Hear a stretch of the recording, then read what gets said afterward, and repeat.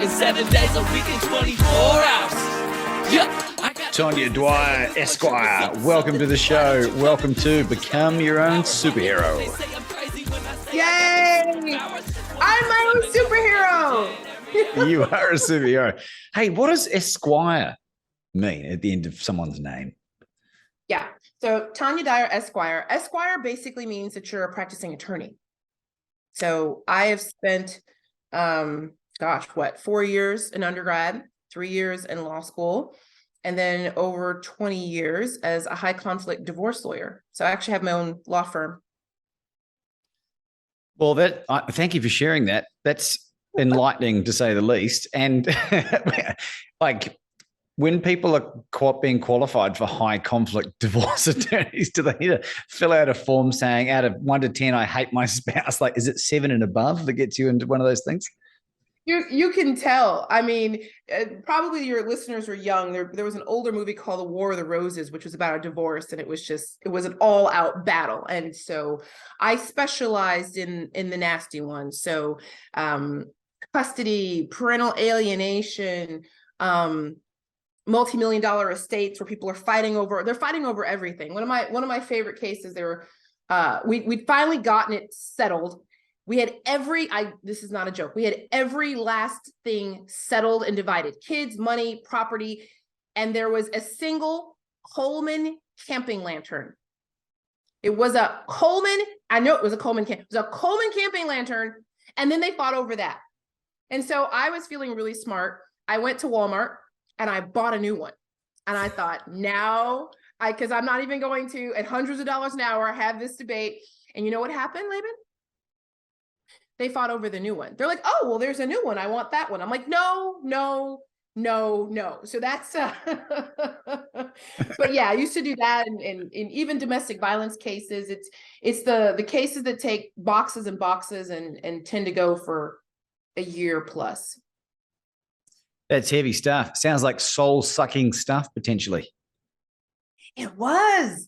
You know, it's funny, and I'll tell people I'll give people the bridge of what I'm doing now and where I was coming from. So my company is the Art of Self-Rescue, and I help alpha women end struggle, sacrifice, and settling in marriage.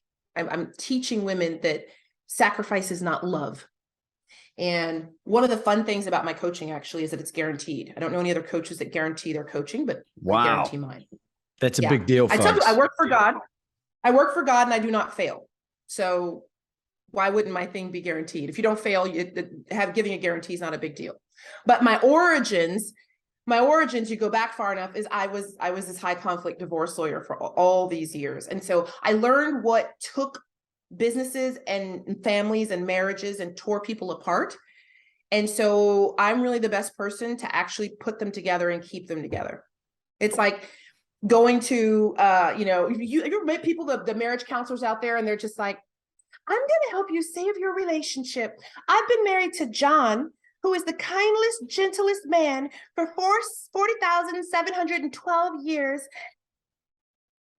So I'm going to help you. And you're like, you're going to help me what exactly? Like, what conflict have you ever encountered that you deeply understand that you could help me with? So a lot of the people in the industry, they come from attacking the symptom. They don't go for the root causes. They believe that their perfect idyllic marriage qualifies them to help other people with seriously messed up, emotionally abusive, highly dysfunctional relationships. And they just teach people wrong. And it bothers me. So that's my calling. God gave me the credentials to do this. And now, instead of being the evil divorce lawyer, I help women turn things around. It's being pretty harsh, isn't it? Evil divorce lawyer. It's like the necessary evil. Shut up. People do not like lawyers. I used to tell my friends, I was in a car and they were being pulled over by some police officers, and I was in the back seat, and I was like, don't tell them I'm a lawyer. They're like, what? I'm like, I don't care what you tell them. I'm a prostitute if you want. Do not tell them I'm a lawyer. If I'm a prostitute, they'll leave me alone. If they think you have a lawyer in the car, they're going to screw with you. People do not like lawyers. To be fair, this is the 80-20 principle. Because 80% of lawyers, not so good. 20% are really, really good. 80% not so good. And people, the only time people could contact the legal system, usually they get into contact with one of these lawyers and they don't have a good experience, and boom. So we all get tarred and feathered by the same brush. Well, just quickly on that, Tanya, what's 3 key things that people can look for to help find a good one? Oh, okay, good one. Yeah, I dig that in one of my books. It could be more than 3, but yeah. So and I'll actually tell you how to find the lawyer. This is what I tell people all the time, because I'm in Australia now, which is a good story in and of itself that maybe I'll tell. Yeah. But how did the divorce lawyer from Georgia end up in Australia? The first thing you want to do is you want to start with the most expensive lawyer you can find. So you go to what's called the bar. We're called the Bar Association. If you're looking for a divorce lawyer, it's domestic law or family law, the family bar. And you find the president of that. So that is going to be the badassest lawyer you can find. You may not be able to afford that person. That's fine. Call their office. You need to come up with like a 2-sentence summary of your situation. Like, I've got a 20-year marriage with crazy custody issues and minimal property stuff. Can you please refer me to a lawyer who is not as expensive as you, but your company trusts? So you basically go to the top and ask for referrals downward. And you'll eventually, that way you're always getting a lawyer who's competent, because a lawyer who's at the $500 an hour point knows who the $400 an hour good lawyers are. And the 400s know the 300s, and the 300s know the 200s, and the 200s know a couple 150s. So that's how you find yourself a lawyer. You have to find a lawyer. This is actually really important advice. It is not so much that you want to really like the person, it's that you have to be able to trust them. Because this is not about when they tell you something that you agree with. It's about your ability to listen to them when they tell you things you don't agree with. So as a lawyer, when I say you absolutely positively need to go do that thing that you do not want to do, and do it right the F now, my clients need to have enough trust in me to grumble and go do it. But not to start getting in their head and not to start Googling. Google is not a good lawyer, everyone. Just saying that out loud. I know I'm bursting bubbles here. I know I'm just ripping the shreds off stuff. Google's not a good lawyer. And then the other one people would tell me well, my sister told me, and I'm like, your sister? They go to their sister's brother's cousin's hairdresser who once had a divorce in North Dakota in 87.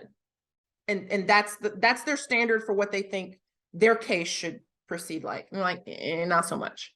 So get a lawyer, get the best lawyer you can get, spend the money, and they need to be somebody who, if they tell you to do something you don't like, if they tell you you're going to lose something and there's no way around it, you need to go, darn, instead of go, I doubt you, I question you. Does that make sense? Yeah, great advice. Wish we knew that 24 months ago. Okay, I have a rule with my clients. You can't make me laugh when I have liquid in my mouth. It's a small rule, but you can't make me laugh. I got liquid in my mouth. But yeah, it bothers me. Honestly, if you have people who are spiritual, and I'm a spiritual teacher, and they'll get this. You want somebody who is in law as their calling and not their profession. So when I would look at my clients and I'd say, the reason you want me is because this is my calling, not my job. At the time, it's what God was asking me to do. So I was fierce. I was a badass at it. I was just a juggernaut at it because it was my calling. It was part of the curriculum of my life that was giving me the skills to become who I am right now. So you want somebody who's not doing this because they picked it out of a hat because they thought it would pay the mortgage comfortably, and they're grinding their teeth to glass, doing what they're doing, but they're enduring it.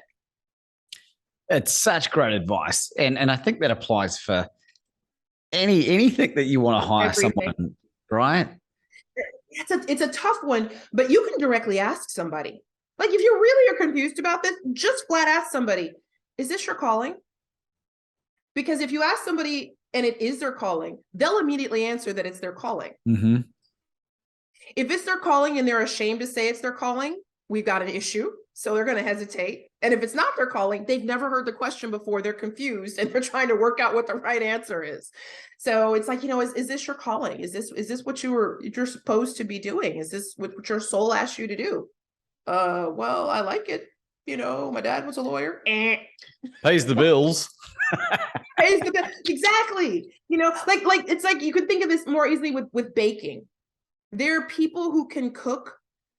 And then there are people who are like artisans, like their love, like Julia Child's, like their love is in the food. Like there's a difference. Like you could give me, like I'm a pretty good cook, I'm a pretty good bake, but against the people who are called to do that, we talk about your whole podcast about being a superhero. You're talking about people who found their way to their superhero path, really. Because in my opinion, your calling is always going to be connected with that inner superhero in you. You got to get on that path, because that's going to lead you wherever it is you're supposed to go. So if you're listening to this, and this is, we're all over the place, but I'm happy to do it this way. If you're listening to this and you're wondering in your heart, I'm actually teaching this month on mission and purpose. If you're wondering in your heart, if you're doing the right thing, the way I teach it is, everything in the universe kind of has a cost to it. There's nothing that's free, okay? The only time something feels free is when you're near your purpose and your mission, which is to say, you can put in 2 pieces of energy, you get back 4. The universe literally cheats when you get near your purpose and your mission and your calling, because it's trying to point you in the right direction. So when you get near something that you're supposed to do, you put in a little, you get out a lot, which violates the apparent law of balance in the universe. But I've just decided that it's how the universe cheats to point us in the right direction. My initial thought, Tanya, would be that it's not imbalance. It's making up for the time that you spent out of alignment, not in your purpose. Maybe. What do you think of that? Okay. All right. So it is balancing, but it's you get it back. Get it back. I adore talking to people, and we just came back for 3 months on the road in the US, and I don't know how many 100 conversations I had with people at supermarkets and gas stations, wherever it might have been, restaurants, talking to them about, do you love what you do? Have you figured out your reason for being on the planet yet, right? And because I figured it out only in the last couple of years, thank you God. But I say to them, and I'm keen to hear your thoughts on this. I heard this from a guy, Pat Nacidi in Australia, who I don't actually like that much, but he's an inspirational dude. But I don't know whether he stole it, but it was, what am I world class at that other people find really challenging? So you can ask someone, what are you the best in the world at? What are you world class at that other people find challenging? The second thing is, what do people ask you for advice all the time? And then the third question was, what sets your soul on fire? What is it that when you do it, you levitate from the response? And if you can answer those 3 questions, you're usually well on your way, at least, to figuring out what your purpose is. Have you got anything to add or subtract or hone? So what I would add to that, those are all actually very positive ways of doing it. And the funny thing is humans are actually wired for the negative. Our brains are wired for survival. We're wired to pay more attention to fear and problems and all of these things. So it's actually often easier to give people a negative way to get into it than a positive way. So the negative way of getting into that is, and because I'm a master of pattern recognition. It's the gift that God's given me. I can spot the pattern in anything. You can tell me one of it and I'll know if it's a pattern. You want to look for your patterns. You want to look for your messes and your pulls. So the pull is what you're talking about. That's the positive. What's pulling you forward? What's lighting you up? But the messes is a very valid way of finding this too. Because remember what I was telling you, God gives you a curriculum to train you, to certify you to do what it is you're supposed to do. And that's going to be found in your messes. So if you start looking in your messes and you start seeing the patterns in those messes, you start seeing the lesson that you're constantly called to do, then you start seeing, that's a piece of it. That's a corner of it. Those are the building blocks of whatever it is I'm supposed to do. And when you add your messes and your pulls together, then you really see it. Like one of my huge pulls is spirituality. God, I'm dialed into it. I'm actually literally ordained. I've done a one wedding and one funeral. That covered me. I'm done now. I'm like, okay, I got both of them done. I'm like, one was really, really hard. 3 more weddings to go. Yeah, I know. I get into the movie, like 4 more weddings and 3 more weddings, and I can have that movie. So that's a pull for me, and studying and learning is that pull for me. My messes were my relationship. Like any alpha woman, and I'll explain what an alpha woman is in a minute. Like any alpha woman, I had these very predictable messes in my relationships over and over and over again. And what I teach people is, and if you want to write her down or somebody, no fair if you're driving though, it's your pattern, not the people. You can suck the people right out of your life stories. It's the pattern that's controlling. The pattern is going to give you that same people. Like, I'm not a fan of the word narcissist. People overuse it and they use these words, narcissist and codependency and all this. And I'm like, I don't like them that much because once people use them, they tend to feel like things are impossible to shift. But people will come to me and they go, oh my God, I've had these 7 narcissists and I'm like, you know what? You need to figure out what in the actual F is wrong with you. It's not normal to have 7 narcissists. You're like narcissist 1, narcissist. You got to number them. Like, this is an issue. This is a concern. In you, there's a wound in you that needs to be addressed and healed. And one of the ways that the law of attraction works that people don't recognize is that it not only brings forth what is identical to it, it also brings forth what will heal you. So if you are too needy, you will attract people sometimes that are needy, but also you'll attract people that are very indifferent to your needs.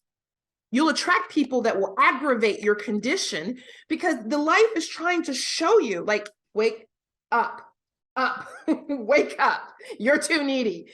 So life is trying to show it to you. And the best way to show it to you is to put people in front of you who aggravate it. Have you been spying on me for like a Truman Show spy for the last couple of weeks? Because it's so interesting that you talk about that.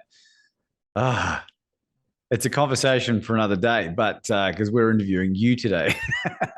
But it's so. Sorry, people. Sorry, everybody listening. Everyone listening, like, I'm making a damn note. He promised you. Make a note. Hold him to it. Well, I mean, I'd be more than happy to share it, but I think another time, because it takes quite a bit of backstory as well. But it's so interesting that you bring this up. That's exactly what's been happening to me recently. And it's not that I've had 7 narcissists, but there's been a couple of incidences recently where people have, like 2, have been labeling me the narcissist. And when one in particular was so vehement in its attacking that I took the time before. It took me 24 hours to respond to the message to make sure that to see whether there was any truth to it.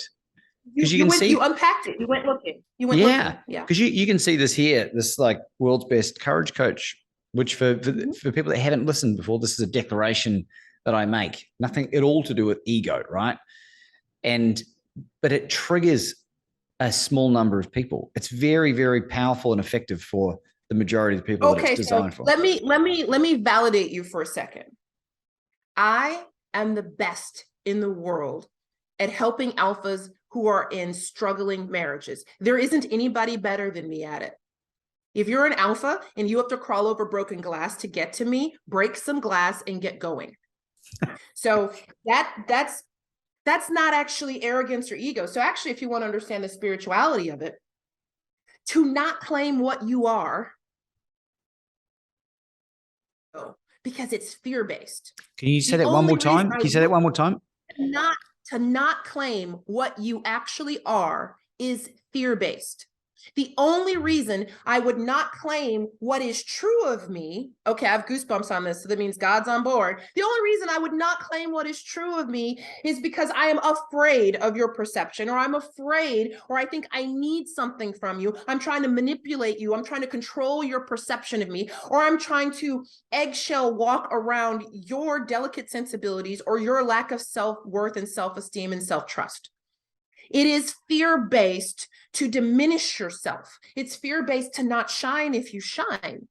So if you have a gift and you're the best in the world at something and you say it, if someone's listening to the energy of my words right now, they are not getting narcissism or arrogance. They're just like, holy shit, this woman is really, really good at what she does, because I was born to do it, because I had the whole shit ton of life experiences that God had me through, and I drowned and drowned and drowned until I learned how to swim. And now it is my joy and my pleasure to wade into situations that terrify other people and bring people out the other side. I bring my girls out the other side. I don't fail. So I want you to know that you absolutely should call yourself the world's best courage coach. I personally would take the disclaimer off of it. If there is somebody that is hearing that and they need a disclaimer, they're not your audience. Think about that for a second. I love that. I love that. It's like, I why would you really have do. to sit around explaining that? Yeah, I'm not going to anymore. And it's not that I do it a lot. It's not that I do it a lot, but like I've done it enough. It is justifying it unnecessarily. And I love the way that you spoke about yourself as well, Tanya. Like it really came across. There's only one other person that I've heard communicate that level of confidence, and it's a guy called Steve Hardison. You ever heard of him? He's a coach. He's a coach. Steve Hardison. He's known as the ultimate coach. He's a 67-year-old Mormon guy out of Mesa, Arizona. And after the show, I'm going to put the link to the show, to the 2-hour YouTube video that I watched that transformed my life in September last year, that led me to calling him and having a conversation that led to the world's best courage coach being created. Right? He's all about the power of being, and you'll enjoy this. I promise you that. Right? Thank you. To give you an idea, he's $200K for 50 hours, and you only can go to his home to do it. And he did like a Jarle Van Zan and a number of high profile people, but he's got such a diverse client base as well. So it's really fascinating. Fantastic. And he's become a mentor of mine as well. We're not officially coaching you, but I've had 6 or 7 hours because I co-host the Ultimate Coach podcast, which came about, right? And you're the only other person, and that's to say that, I mean that with all my heart, is a huge, I don't want to use the word compliment. It is a compliment, but it's more than that. All right. It's a self-assuredness that I don't ever see. And I would love for you to share more of your background and explain this alpha, because I know people are hangry for this. Yeah. So, so first things first. And by the way, if you've read Laban's book, I've read his book, the beautiful woman he describes, Anna, that he managed it. He pulled that down, and I got to meet her for a second, and he did good. He did good. Bald guy done good. Okay. So I was talking to him about Jason all Statham. of 18 seconds. And I was like, yeah, she's an alpha. An alpha woman is a woman. The best way to describe us is actually with the word TOO, two. If you're thinking, oh, am I an alpha woman? You are usually told you are too much. You're too loud, too busy, too bold, too brave, too brilliant, too aggressive, too assertive, too confident, too something or another. And where this comes from, and I'm giving you guys the deep dive in a condensed form, is that your alpha, our entire alpha personality, is actually a coping mechanism. It's a defense mechanism, because in our families of origin, usually somewhere around the age of 5, I don't know why, but 5 is really the magic number for this. Your family breached trust. They taught you that you weren't safe. They taught you that trust doesn't work. They taught you that emotions make you vulnerable and that they should be suppressed. And we became literally mercenaries. Alphas are basically mercenaries. We learn to sell our skills to the highest bidder. And that's how we secure ourselves. And that's how we try to get our love. So we are the rescuers, the fixers. Anytime somebody has a problem, if they know an alpha, they'll throw you at it. If you're an alpha in your company will give you problems that aren't even in your division. They'll be like, well, let me see if Wendy can take a look at it. And like, not even your issue, but you know what? You get it and you fix it, because you have this deep drive to save and rescue everyone, because nobody saved and rescued you.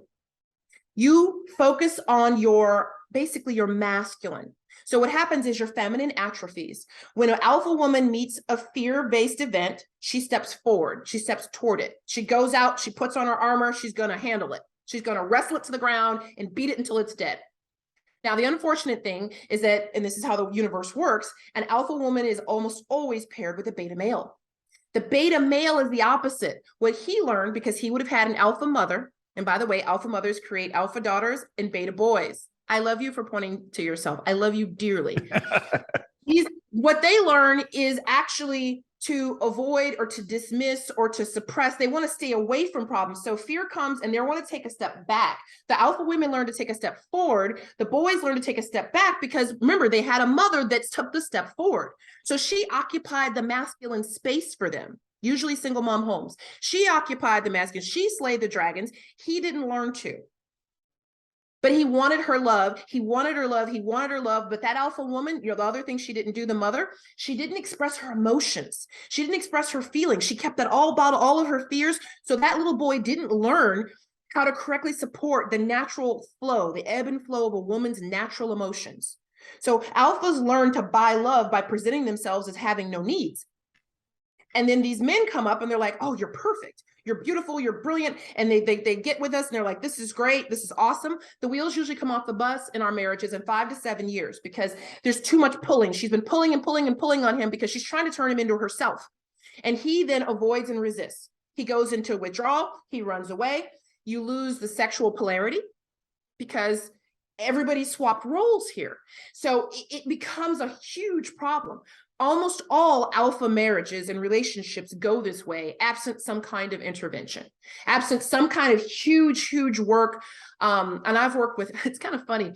I've actually coached so many counselors, 30-year marriage counselors, people who've done 5 years of counseling, the Gottman people, all this. Then they come to me. I just laugh. I'm like, yeah, I dust my shoulders off. But if you're an alpha, hear me right now. You're not lost. You're not doomed. You're just operating out of fear.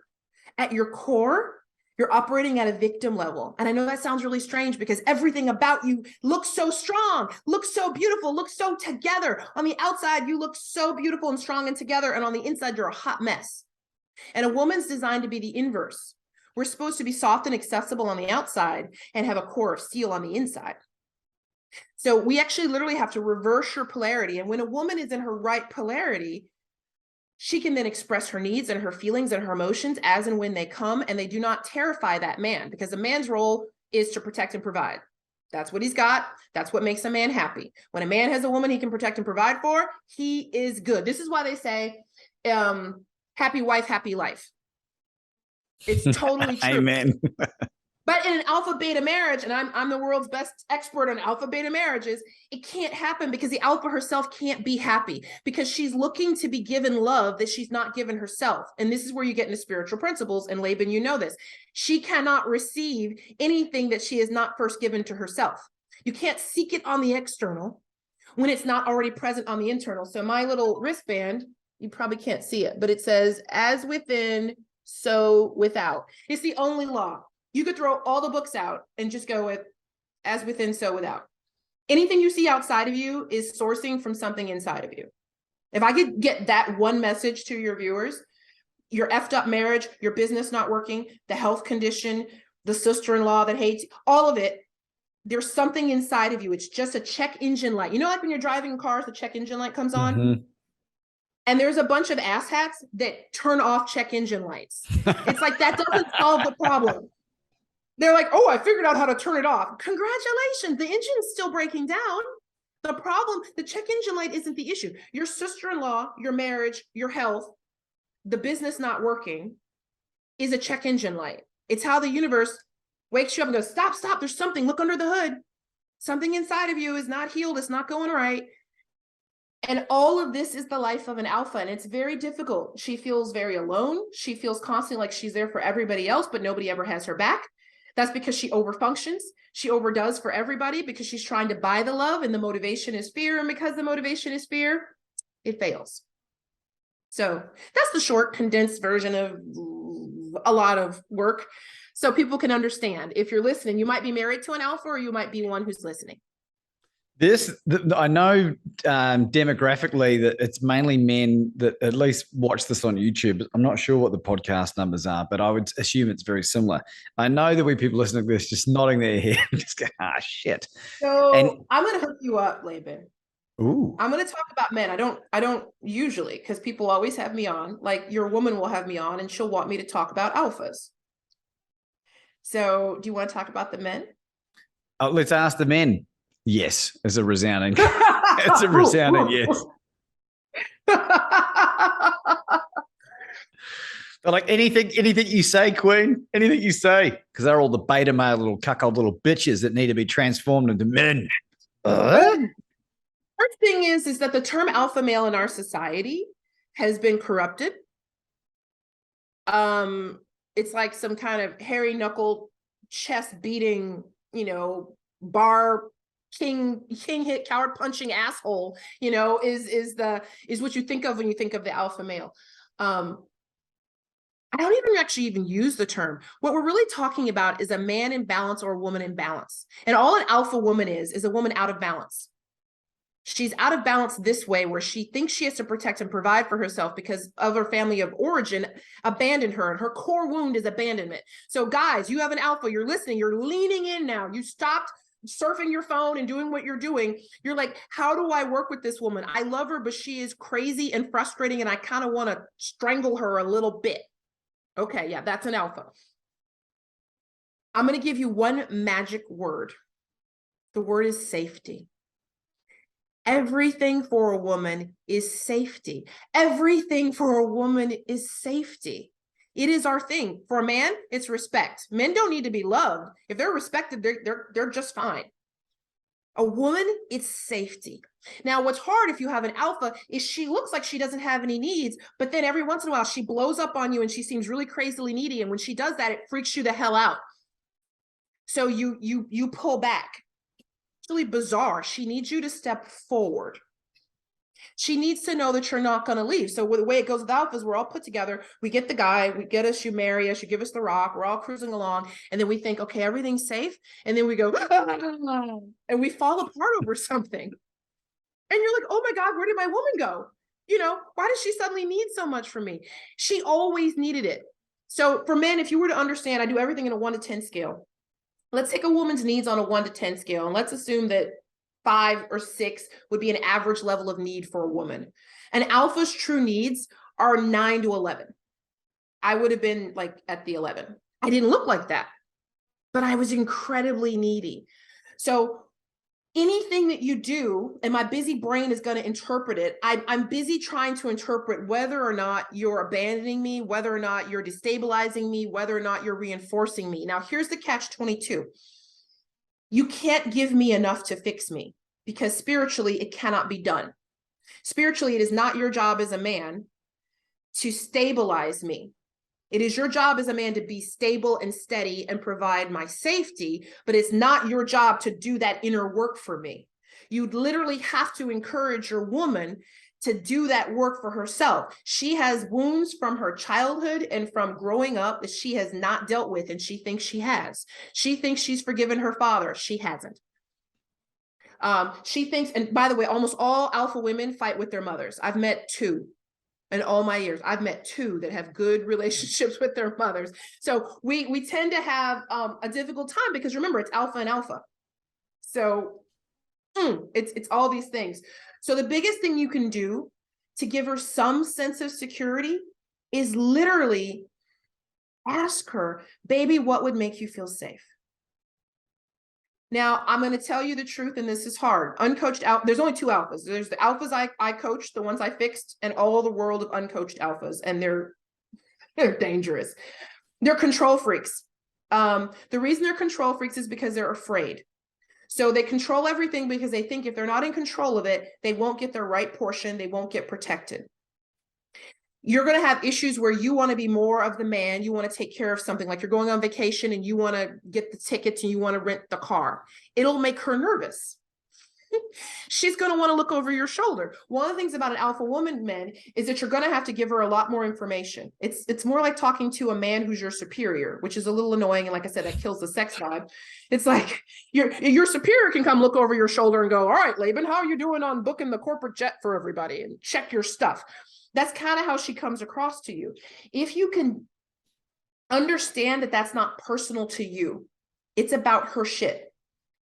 So it's not about you as a man, it's about her shit. The only way you can improve the situation is to start doing your own work. That's why my company's Art of Self-Rescue is to start doing your own work to make yourself that more confident man, the man who's willing to take more risk and more responsibility. She is going to fight you on it, by the way, and you'll have to stand her down. It'll be interesting. You say, honey, I'm going to arrange the cars for our trip coming up, and I'll let you know when I have it all sorted out. And she's like, oh, well, I can just, oh no, I got it. All right. Well, do you want no, I got it. Okay. I have a coupon. I'll take care of it, baby.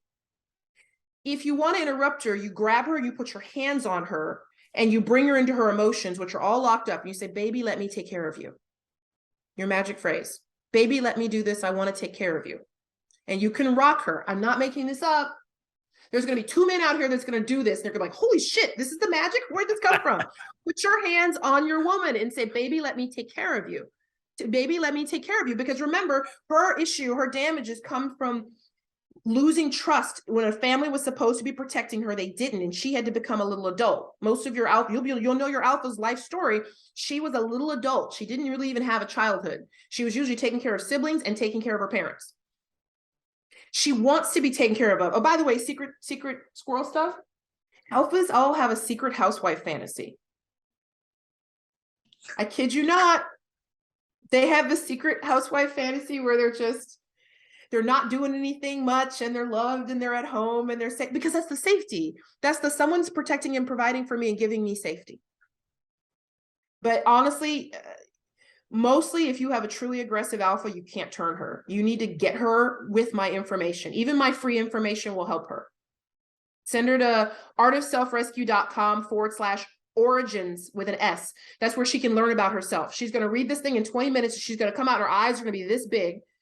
And I will proceed to tell her how she's fucking you over. And I'll proceed to tell her that she's being an asshat, because I can tell her that and you can't.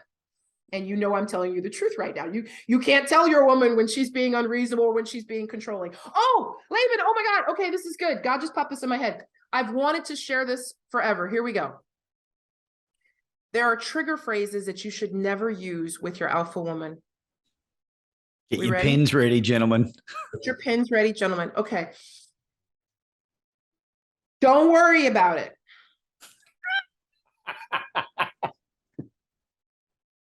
Don't worry about it. Go, guys, go in there. Just don't worry about it.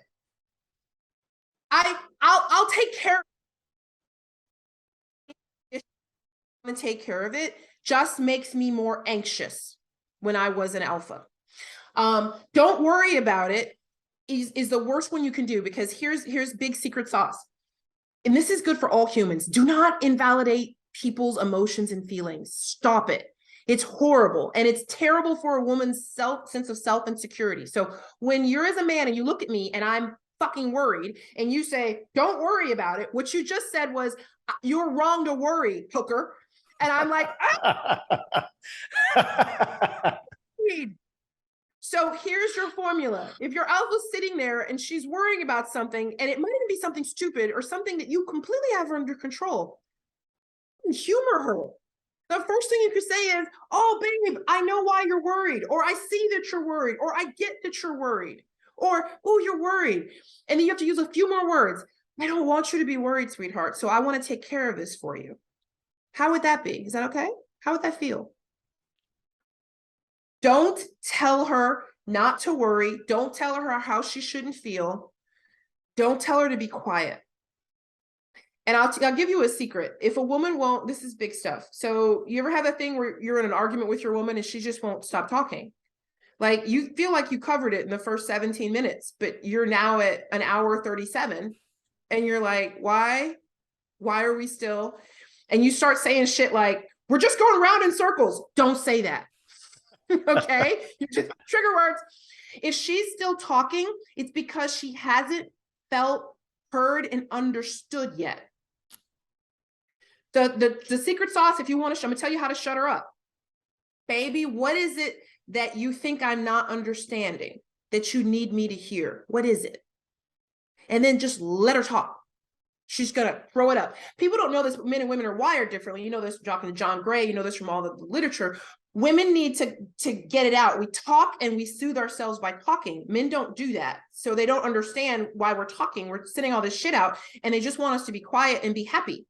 And we won't be happy until we've said it.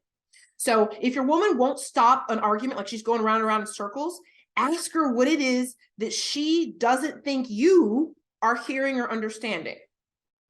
Let her say it, then say it back to her. Okay, all right, so, yep, the way I do the bathroom is making you feel like I take you for granted. Yes. All right. Shit, babe, I'm sorry about that. The minute she feels heard, she'll de-escalate, and all the chemicals in her body that have her all wrought up will start to soothe. And again, hands, put your hands on your woman, bring her into you. You can rock her. You can kiss her on her forehead right here. This is magic. Men don't do this. I don't know why men don't do this. This is the sacred spot that a father who loves his little girl, he kisses her on the top of her head. Like, we're wired to melt with forehead kisses. It's just, ooh, give her the forehead kiss. If you really have screwed something up, you really need to calm her down. You put both hands on the sides of her face. You pull her close to you and say, honey, sweetheart, I love you. I don't have any clue how we're going to fix all this stuff. I know shit's fucked up, but I love you. We'll figure it out. Okay? Even I feel good after hearing that. Does that feel good? If she buys into that, if she gives you the okay, boom, all of her fear things have dropped down. Because remember,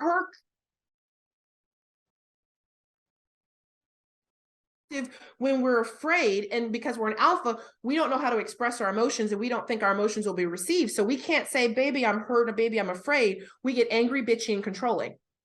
Angry, bitchy, and controlling is just your woman being hurt and afraid. If you look at an angry woman and say, baby, what's the matter? How did I hurt you? She won't be able to stay angry. She'll probably start crying, and that's actually good.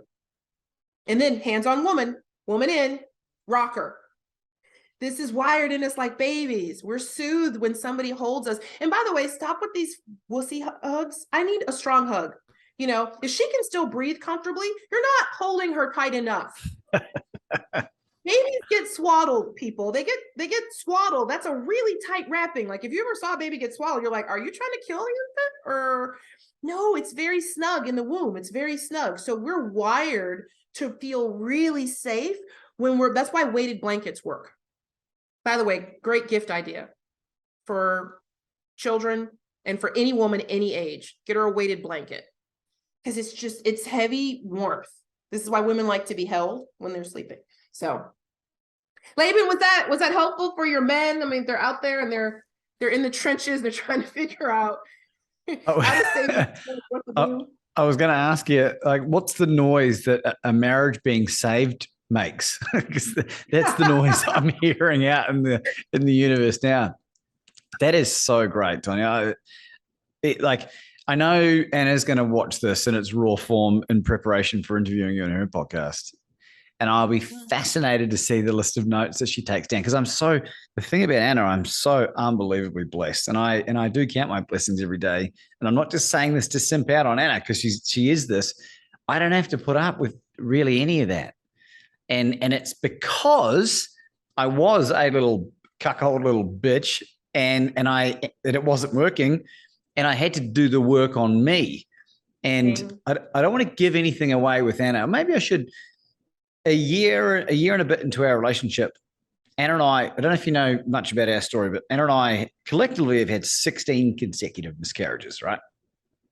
2 ectopics, one of which... Okay, hold up, stop. You got to pause that for a second, because that lands. I've had a single miscarriage, so that's shit. It's heavy, okay. Y'all. But let me finish. Okay. And I don't share this for sympathy, right? And neither does Anna. No. But literally the first time we consummated the marriage, and she made me wait, she got pregnant. And then that was an ectopic, and she hemorrhaged and nearly died, nearly bled to death, right? This is in early 2019, like January. And then they kept happening.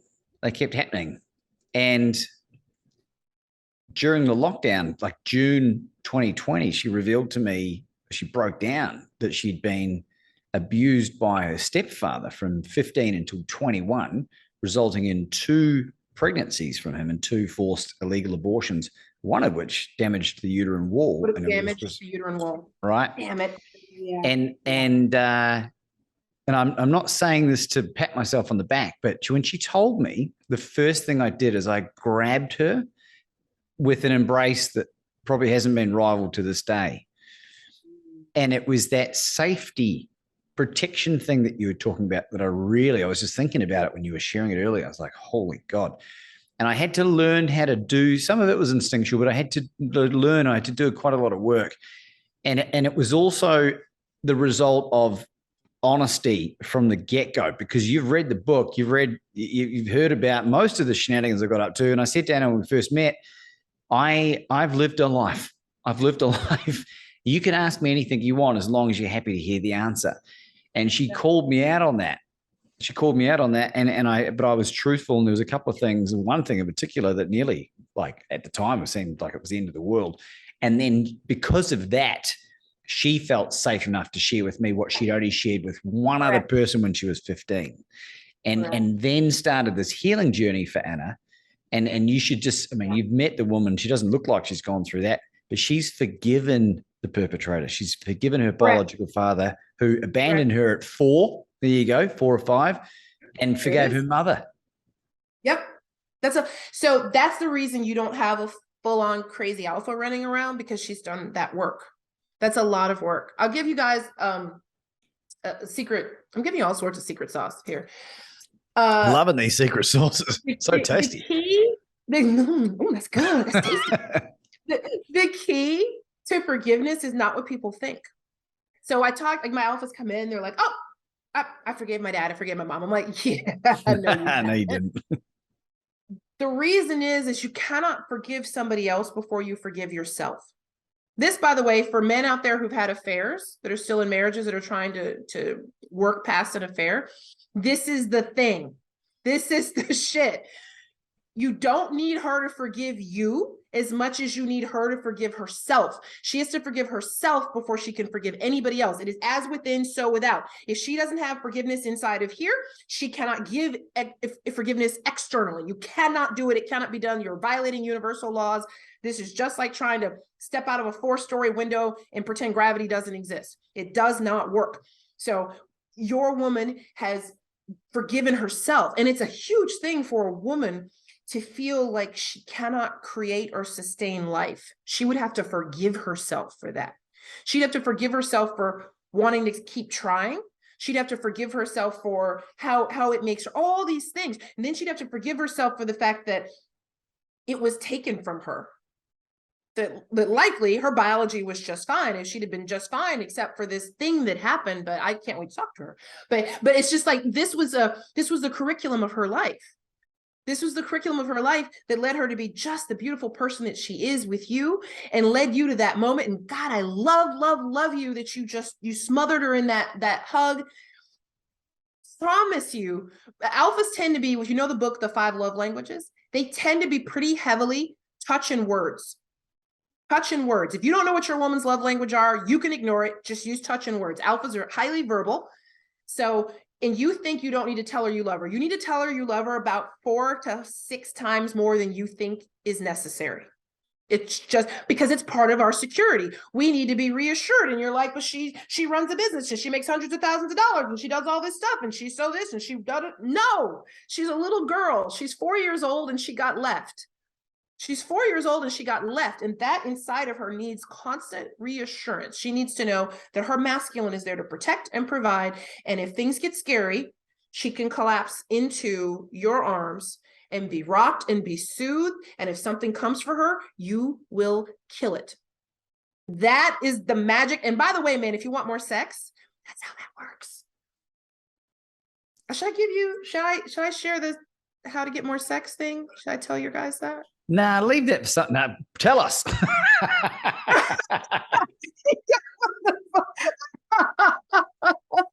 So, all right. Women are not, this is the phrase you need to remember. Women are not microwaves. This is where porn bites you in the ass, men. Sexually, in porn movies, a woman is a microwave. Repair guy knocks on the door, he opens the door, and it's like, beep, beep, boom. She's open, she's ready for business, she's at full temperature. It doesn't work that way.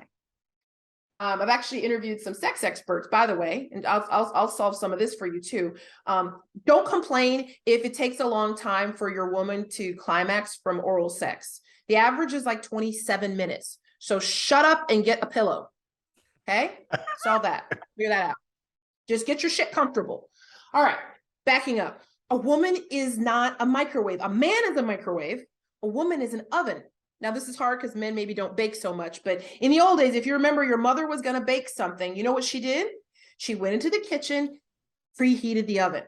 She turned the oven on way the fuck before she was trying to put anything in it, guys. Okay? So she's an oven. Your job is to keep your woman at 200 degrees all the damn time. Now, shit tends to bake in America at 350 or something like that. And over here, it's like 180, 200 Celsius. Yeah. So you need to keep her warm all the time, because here's the trick.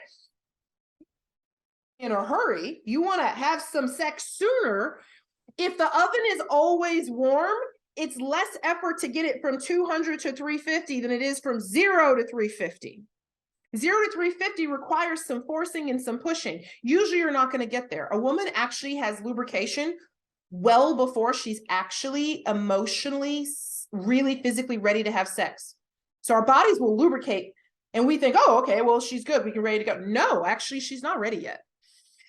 If you are giving her reassurance and protecting and providing in safety constantly, your woman is always at 200 degrees, which means she's just always preheated, which means you could come in the kitchen, swat her on the ass, nuzzle her on the neck, tell her that dinner was fucking fantastic. And next thing she knows, she's looking over her shoulder thinking, because she's now at 250. And you're like, wait a second, just a little bit more. And I've got her up to temperature. So when a man wants to have more sex, it is not sexual things you need to do.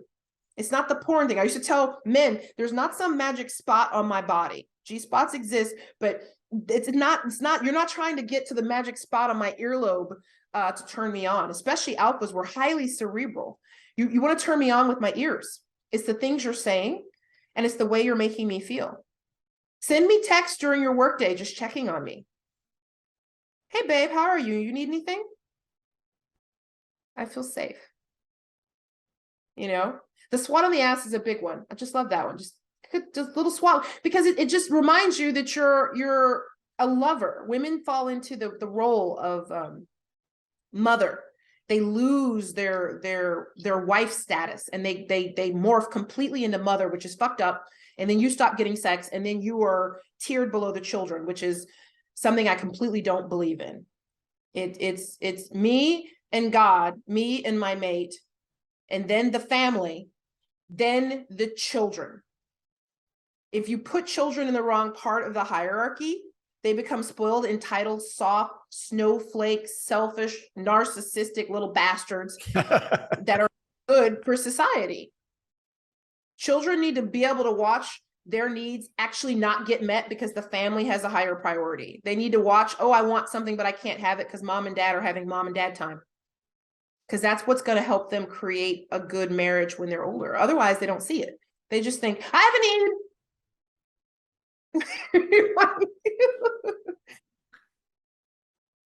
See, you literally can increase your sex life. And I don't even care. You could program the shit in your phone. Open your phone to say, I love you. Give her an ass swat. You know, come home with some flowers every once in a while for no effing reason. And every once in a while say, baby, do you need anything? Honey, what do you need? And if you want the big one, sweetheart, what would make you feel safe? What would make me a better husband? Her brain will melt off her, and she might think you're cheating. She might be like, oh my God, why are you asking me? Like, where'd you get? I heard it from some crazy Black woman living in Australia. And she said, this is how I get more sex. It is how you get more sex. This is it. This is the thing. Make a woman emotionally safe, and think biologically. The way Laban had that experience, you had sex, she got pregnant. The way it works from our wiring down through history, birth control didn't exist. So women understood, our bodies understood that if we opened our legs and we had sex, we were pregnant. That's still wired in us. So for us to open our legs like a flower, we have to feel safe. A flower only blooms and opens up when it has all the right moisture and all the right ingredients and all the right nice environment. So the safer she feels, the more sexually available she is. When a woman doesn't feel safe, she's closed. So if you're not having sex, it's simple. Your woman doesn't feel safe. If you can figure out what would make her feel safe, she will feel more sexual. Yeah, amen. Amen. That's so great.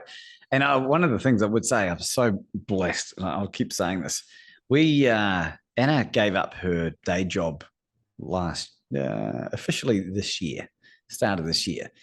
And she was a workaholic, really. But because of the lockdown, we were together the whole time. We've basically been together the entire time. We're pretty inseparable. We're each other's best friends. It's a really great setup. But I love the journey that Anna's on, because she's now stepped into this role of service and being a coach and having her podcast and being a speaker. My question around that is, how significant is having not the same values? I realize that's very important, but the same leveling up rate or a similar leveling up rate? Yeah.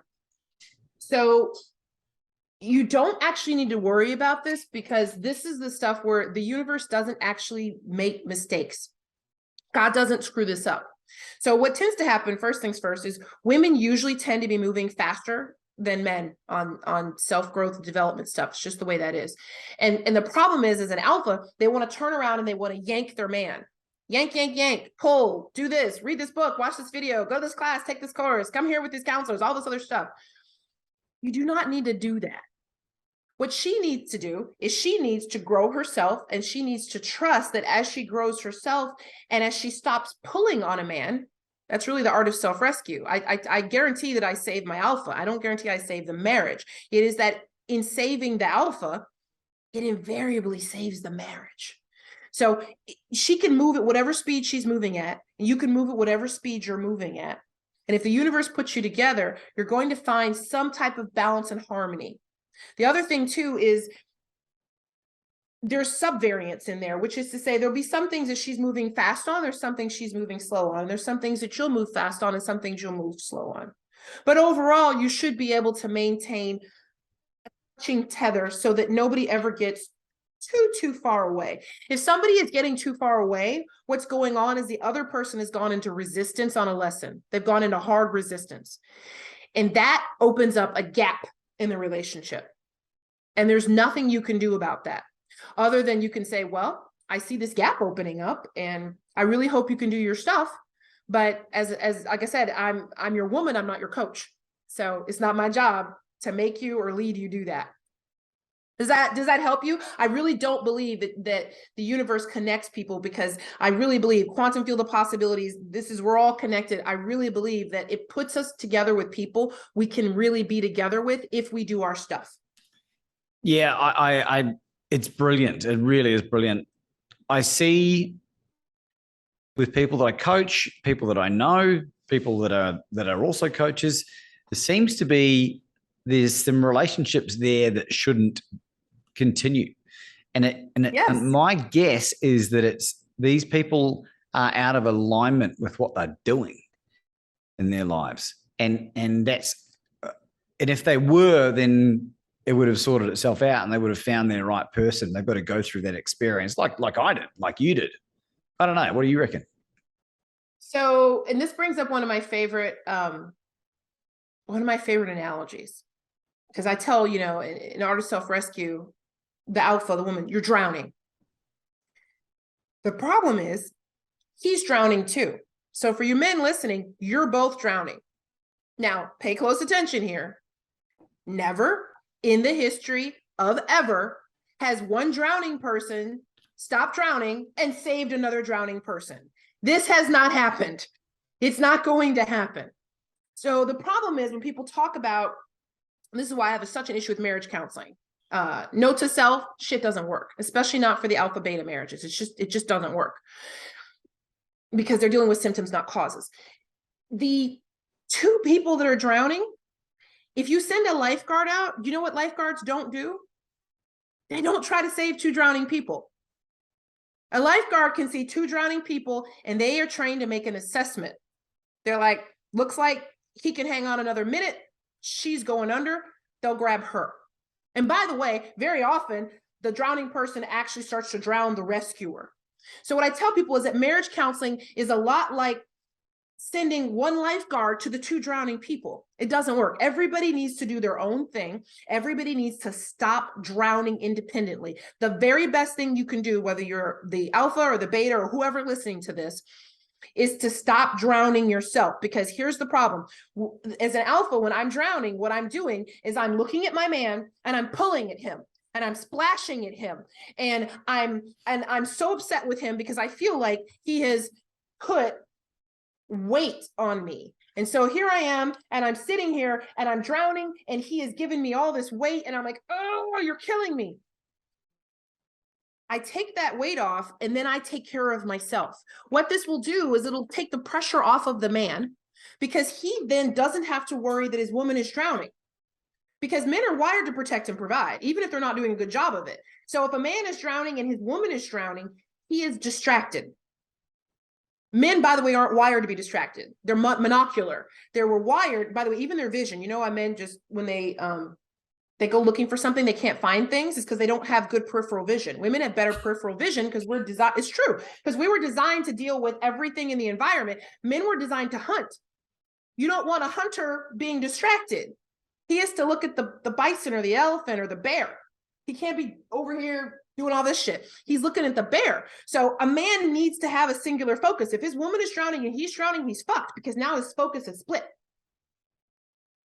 The thing you can do is, for your man, is to fix your own stuff.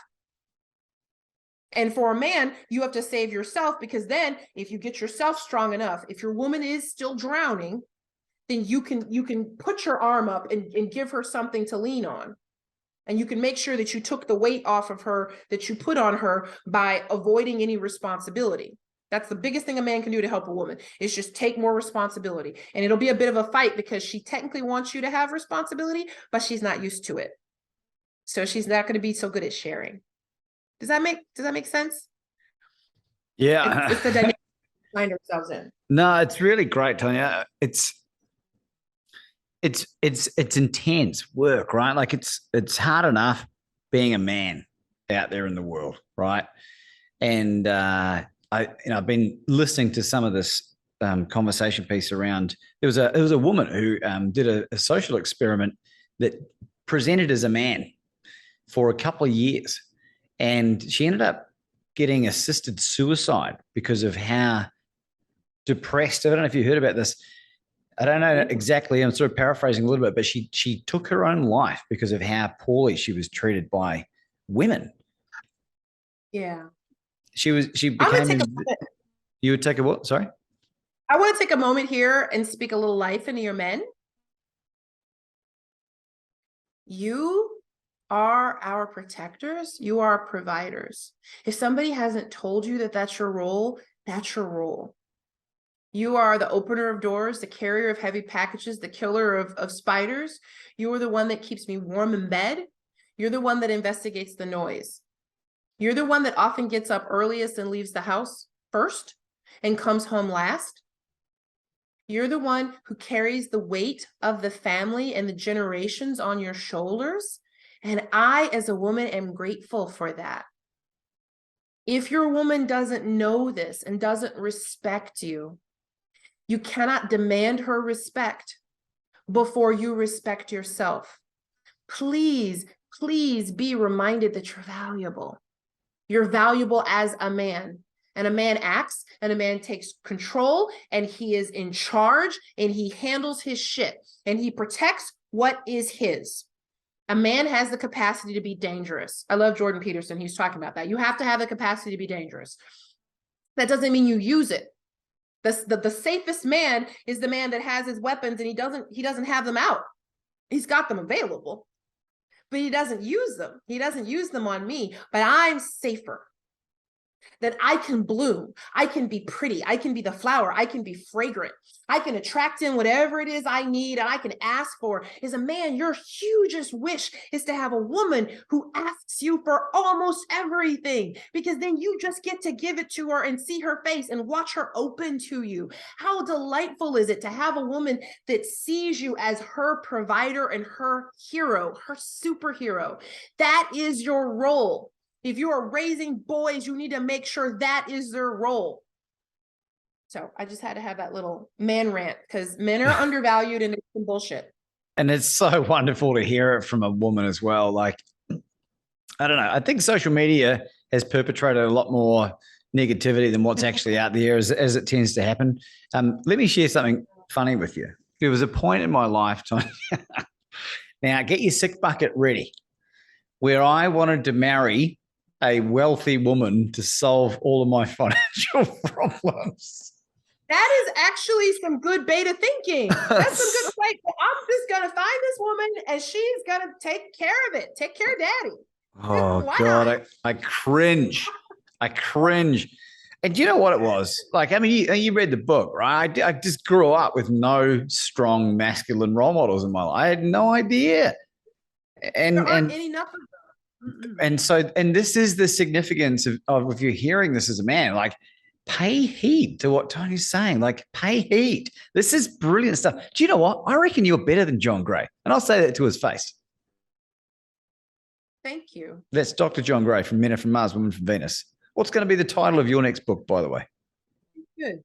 Oh, it's How Leaving Your Marriage Can Save It. Oh, that's such a great name. Can we expect this in bookshelves anytime soon? I know you're still writing it. I am actually still writing it. Yeah, it should be around at the beginning of the year, I'm thinking. Beginning, it's just coming beginning out of 2023. I'm having such a good time with it. And yeah, I'll give you that secret sauce of it. Alphas find themselves in these alpha beta marriages. And when they consult other alphas, they're like, just leave him. Just leave him. And, you know, my husband has an acronym for this. He likes to help me. He wants to help me coach. So I'll tell him a story and he goes, FHO, which is fuck him off. And I'm like, well, honey, people don't come to me just to get the advice of fucking him off. Like they could have come to that conclusion all by themselves. I like your husband already. FHO. And I'm like, yeah. What you have to do is you have to leave the original marriage. I call it marriage 1.0, because you came together with all of these bad patterns. He's in his unbalanced masculine, she's in her unbalanced feminine. So she's too masculine and he's too feminine.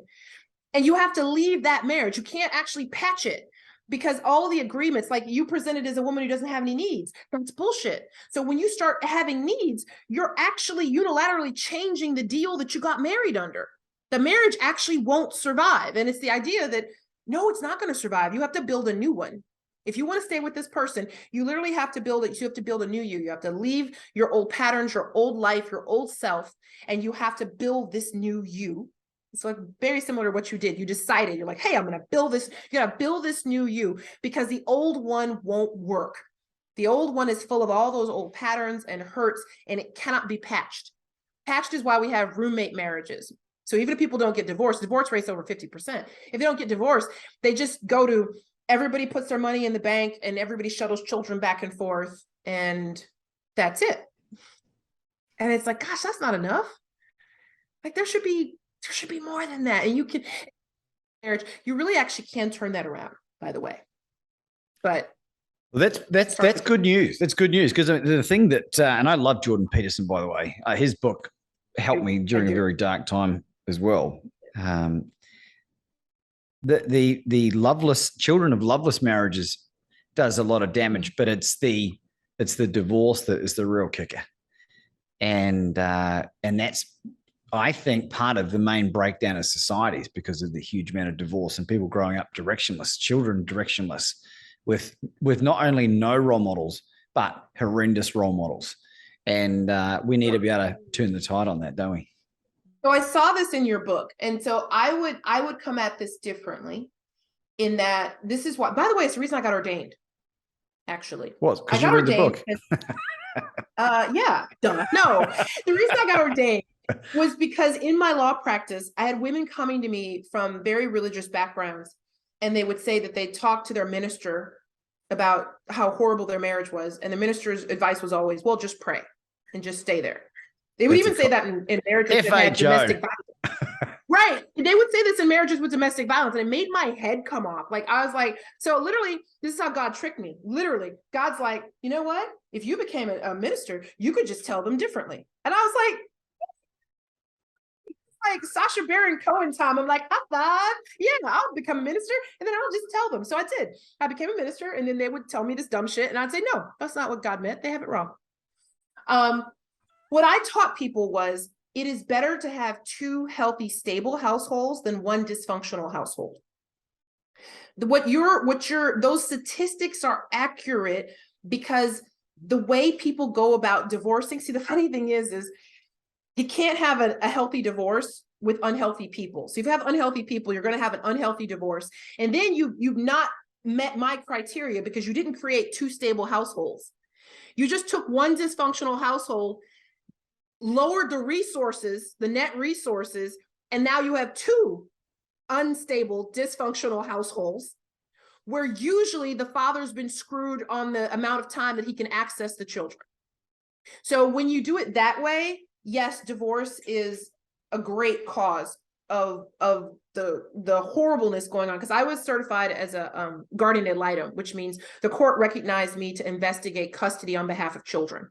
So I would literally go into people's homes, figure this out, and then write the report to the court and tell them, this is where the children should go. This is the best thing for the kids. So I have a huge heart on this. What is the doctor's name? I'll have to think of her name. It's called CEN, childhood emotional neglect. You should look this up. There's a doctor who's doing good stuff on this online. And basically and I identified it as abuse when I was working, and she's just given it a lovely name. It's the biggest form of neglect and abuse that happens anywhere, and nobody knows what it is. It's that your parents emotionally neglect the children, and nobody thinks that's an abuse. So the children don't learn. Remember, the alphas learn from their mother to suppress their feelings. That's emotional neglect. And then she coddles the boy and makes him too soft, which is the opposite of what he needs to be learning as a man. At age 11, you really need to stop focusing on the boy's feelings and start focusing on all of his masculine stuff. But if he's living in the home with his mom, that's not happening. Childhood emotional neglect is what messes everybody up, because everybody ends up having no access to their feelings and no access to somebody responding to feelings. So then as an adult, they don't know how to do this stuff. They get into relationships, they don't know how to emote, they don't know how to show empathy, they don't know how to listen, they don't know how to be angry and still have the relationship. Like, I can be mad at you, that doesn't mean we have to break up. But they're like, I'm gonna take my ball and go home. So this all leads, and in my opinion, actually, Laban, is that divorce is actually driven by alpha women. Because what happens is you have an alpha woman, she has a daughter and a son. The daughter becomes an alpha, so we got more alphas. They're breeding like rats here. And we got the boy who becomes soft. And this is a boy who does not protect and provide and take care of his family. This little girl grows up and she's looking for a partner. The partners that are available are all soft males. She's going to marry him, have the alpha beta experience. In 5 to 7 years, the wheels come off the bus. And it exponentially increases every time they marry, because they're going to have another couple kids, and they're going to have another couple kids, and it keeps going on. And it's all sourced back to the fact that the alpha woman has become the center of the family, and she's attempting to be the masculine, and she's not. And these little boys are becoming soft. And soft boys destroy societies. You can't, because they're the primary protector. If a primary protector of a society is expecting a woman to do shit for him, we're in trouble. That's pretty much everything on Twitter.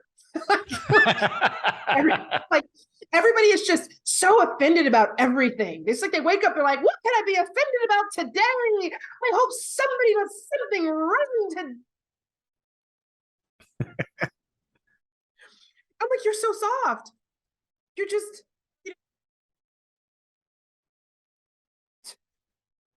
if your kid's fat, your kid knows they're fat, you know they're fat.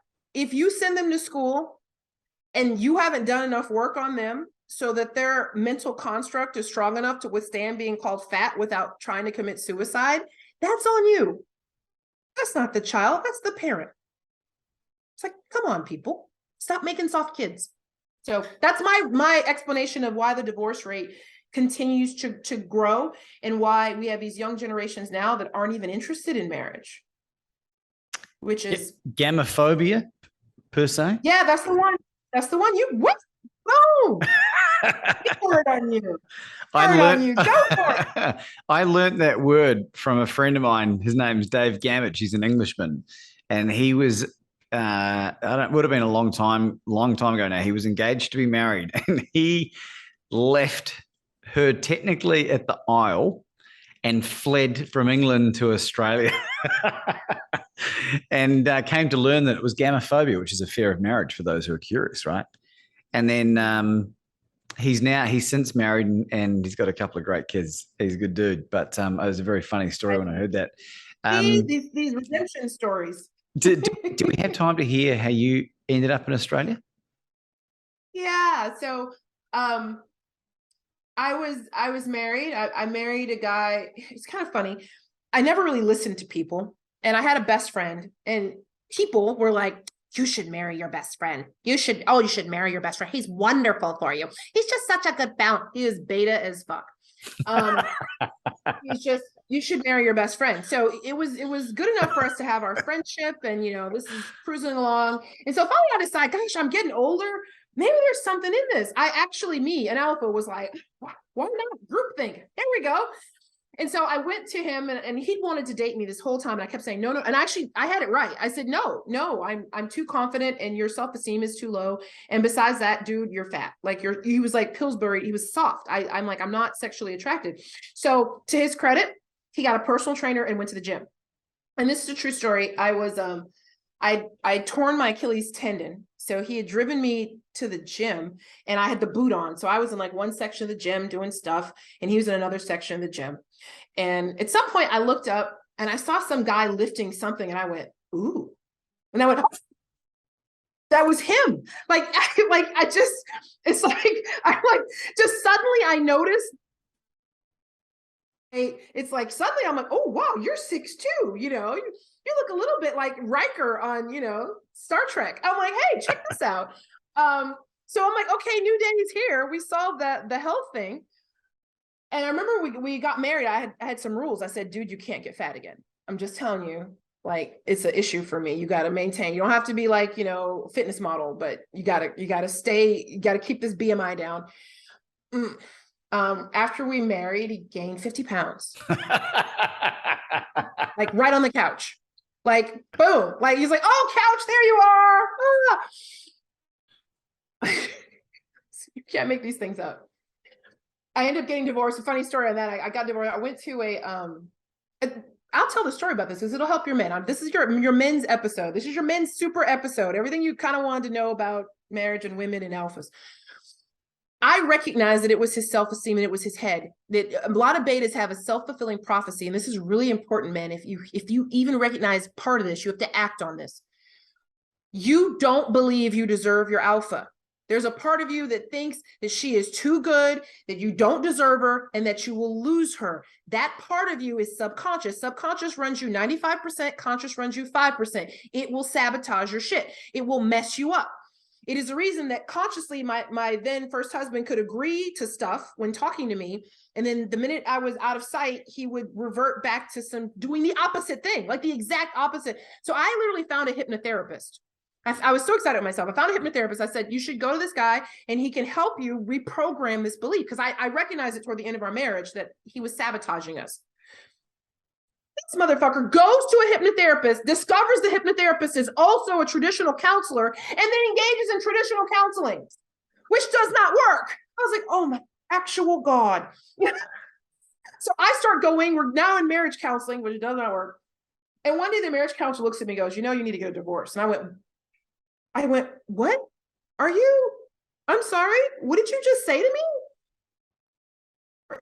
You need to actually get a divorce because this isn't going to work for you. You guys are good friends, but you're not good lovers. You're not good married people. And I was like, oh my God, that's like the most truthful, honest thing ever. So I got the divorce, worked on myself, thought I figured it all out. I was like, I got this under control. I'm an alpha. I solved it. I recognize this thing going on. I go online. I said, God, I will go wherever my man is. I made my business online. I had a bricks and mortar law firm, so I had to shut that part of it down and go virtual. I said, wherever my man is, I'll go. I'm a weird duck. If you find me a male duck, I'll go. Fucking Australia, 10,000 miles away. Like you can't even make this stuff up. Like it wasn't even fair. I'm like, really? Seriously? That's how strange I am? I have to go all the way to Australia? So yeah, I met my guy online and I moved here and then shockingly, I went through all the same dramas because I hadn't finished all the stuff inside of me.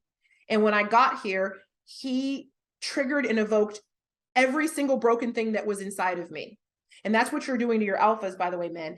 And she sees it as you, but it's coming from her. And she'll never not see that unless she's doing the real work, unless she's ready to do the work. And so I just got here, I knuckled down and I did the work on myself again. And that's how I came to, you know, how you can leave your marriage to save it. Because I had to start over again. I had to really restructure the entire marriage because I had too much of all of the bad alpha beta things in it. So yeah, that's the long story of how I ended up 10,000 miles away from my homeland. And now I live in South Australia. So yeah, and how long 90 you been? for a good mate. Huh? Say again? What did you say? 90 minutes from your good mate, Dr. Sam. Mildura is not that far from me. How can you be near Mildura if you're in South Australia? You must be in the middle of nowhere, eh? No, I'm 90 minutes from I'm close to the border of Victoria. So yeah, I am. I'm in the Riverland. So Adelaide is like on the far side, and then I'm in a little town. The big town would be like Renmark. It's called the Riverland. It's like a grapes and wine and produce region, and then 90 minutes up the road to Mildura. So if you didn't meet your husband online, you would have met him at Farmer Wants a Wife or something. That's what I'm guessing. Yeah, and he's not a farmer. He owns a construction business, an earth moving business. But yeah, this is out in the middle of, and he told me this was rural, and I've never been like out in the sticks like this. Like I live in America, so how far out could I really be anywhere? I was used to being in the suburbs. You're in Atlanta. I was in the suburb of Atlanta. I put it this way: I'm very lucky that our town has the one McDonald's for 2.5 hours around. Like we got the Maccas here. We have it's called Maccas, everybody. Yeah. I got the McDonald's. I drive, and don't judge me, 6 hours round trip to go to Kmart. Don't judge me. There's Americans no Uber Eats where you are. We were listening to every word this woman said, and then she said she'll drive 6 hours to go to a Kmart, and that's it. Game over. Well, you can redeem that. You can redeem that credibility. How long have you been married for now? Was it 4 years? I've been here 4 years, so probably married 3.5, something like that. 3.5. Congratulations. Sounds like the dynamic has completely shifted, and he's stepped into his masculine, and you'll stepped into your feminine, and then you know. And there was nothing I did to. There was nothing because I promise you, alphas listening to this, and some of you men may want to have your woman watch this. If you're watching it, have your woman watch it, because then she'll want to talk to me about how horrible you are, and that'll be okay. It'll be fine. Promise you, it'll be fine. But it's such an amazing thing to watch a man completely shift by you not doing anything. So he changed in all these miraculous ways that never happened when I was begging. I tell people, communicating, crying, counseling, those things don't work.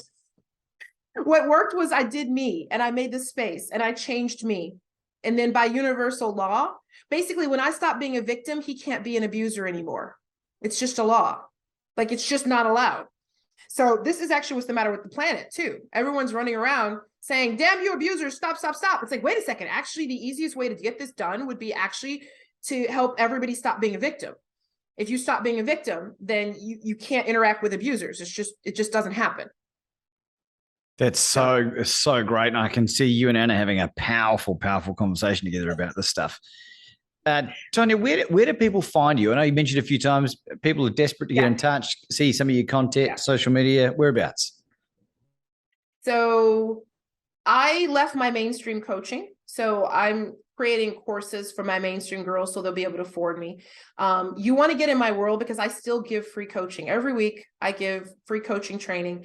It's artofselfrescue.com/origins with an S. This is, you go there, and what an alpha is going to get is she's going to get my PDF, which is the life cycles of an alpha. It's going to show you what you go through. You go through your fight phase, you go through your control phase, and if you're lucky and you get my help, you can get into your surrender phase. But most of us spend our life living and dying in the control phase. That's, you men listening, that's where your woman is right now. She's in the control phase. For people who have a lot of resources, I work with 4 to 6 clients a year. And so that's either 5 figures or 6 figures. And like I said, my coaching is guaranteed. I do not fail. And if you're an alpha, I got you. Like I've already got you. Like you're good. So if that's something that you want, you can find me. I'm on Instagram and all the socials at Art of Self Rescue. But I just want everybody to have a better life. I want our men to be men. I want our women, you can be your badass boss bitch at work. Drop that shit at the door when you come home. That is not how you're going to have a man who takes care of you and loves you and responds to your emotional needs. Before I ask you for your concluding thoughts, I'm going to say 3 names of women and want you to tell me whether you think they are alpha or not. Okay, if I know them. Okay, go ahead. You'll know them. Kate Middleton. Okay. Yeah. Kate Middleton, married to Prince William. Yes. Megan. Oh, Megan. Yeah, we'll talk about. Yes. Fuck yes on Megan. Yeah, so that makes Prince Harry a little cuck. So, you know, the funny thing about Kate, this is where you get, and this is a discussion for another day, but there are different kinds of beta men with their alpha woman. Kate's an alpha, but she has got a real true prince. She has got a cooperative beta. There's a cooperative beta and there is a combative beta. If you get a combative beta, you get a much harder go. If you get a cooperative, that guy is easygoing. He's like, you know what? She needs her way more of the time. I'll let her have it. And she leaves him his areas of dominion. Will and Kate are they've got a nice little balance going. They have their power lines worked out. Megan? I've wanted to coach her, but I realized that, see, that's the thing I had to learn as a baby coach. You can't save everybody. And I can't coach an alpha until she's willing to be led. And it's not my opinion that she is willing to be led. And I hate that because I could really help them. Yeah, me too. I could help Harry. One more that just came to mind. Jada and Will Smith. Should they divorce or should they stay together? There are a couple that I want to help. There are a couple that I would love to help and to coach. They've done a lot of work on themselves. The reason that they almost busted apart many times.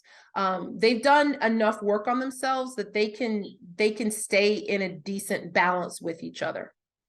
So, and it wasn't that way. They went through that push-pull of the alpha beta and people were cheating and doing all this other stuff and everything. And their big breakthrough, I think if you listen, they'll talk about it, is when they realized that the other person's not responsible for my happiness. Basically, you're not supposed to save me if I'm drowning. I have to save myself. I have to not be drowning in the relationship and you have to not be drowning. And everybody has to save themselves from drowning. And then we can see where we are. I think their relationship could be even better, but I think they've done a massive amount of work. Yeah, you must be an optimist. I need to do some more digging. Not that I spend really any time worrying about these people, by the way, but it's always fascinating because I, like you, I believe that I could help a lot of these people. But the key point is you got to want to help, baby. You got to want it. And unrequited help is one of the worst things on planet Earth, I think. What did you find? Tell me, what did you see? With regards to these couples? No, with Jada and Will, you were saying, you said I was an optimist. So, oh no, I'm less hopeful that they would. I think with what happened when he slapped Chris Rock at the Emmys or the Oscars, or whatever it was, that was a real pivotal moment in him being totally emasculated. And I don't know whether you'd want to count, like he could have his lion's share of pretty much any woman on the planet. But the fact that he's tolerated that means there's either something really special about her, or he doesn't have the self-belief or confidence to think that he could go and find someone better for him. So I don't know. I don't know. I haven't thought about it a lot, if I'm honest, but that's just my initial thoughts. What do you? Wait, the fact that he tolerated, you're talking about the slap, like him slapping? So if you watch the footage, when the joke was told, he laughed. Then he got a disapproving look from her, and then he reacted. Oh, see, I read that differently. When the joke was told, he laughed, and then he looked and he saw his woman look hurt, and he reacted. Did he overreact? Yes, but he actually went immediately into protective mode. So that was actually how I read that. I read that as, because that happens all the time. Men think shit's funny that women don't think is funny. And a man is sitting there laughing, is like, that's the funniest thing I ever heard. And then you look and you see the look. So he saw, in my opinion, he saw a stricken look on his woman, and he knows her well enough to know instantly that that meant she was hurt. And he overprotected. So his caveman came right up and went on the stage and did. So for me, it's actually, it's like, babe, maybe don't hit him in the face next time, but I got you. My man popped up and protected me.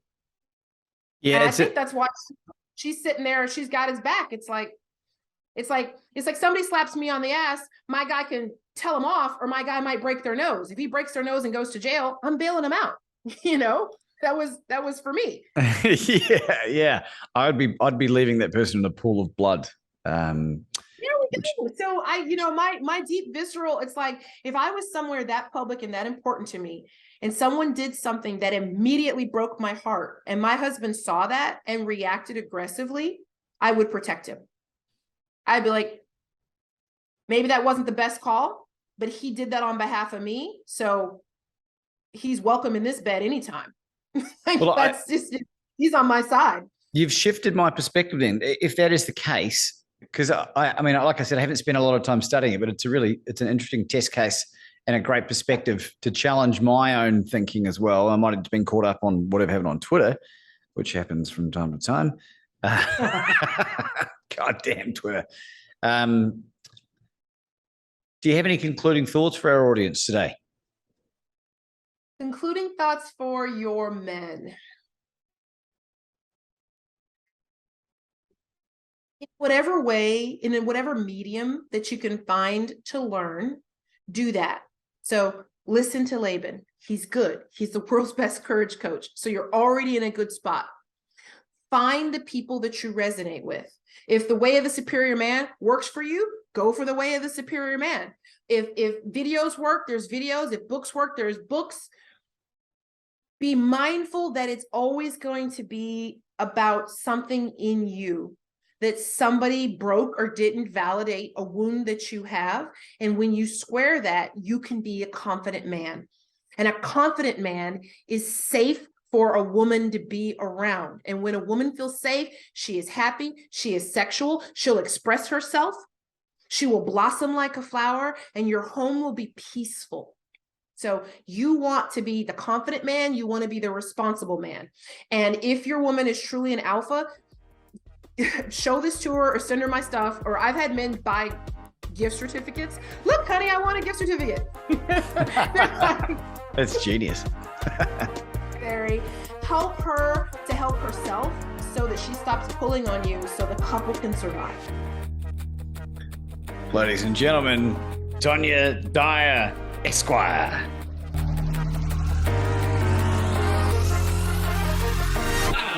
I got superpowers, working 7 days a week and 24 hours. Yep, I I got the business saying this boy sure is up to something. Why don't you come and listen? Just don't hit the power button. They say I'm crazy when I say I got the superpowers.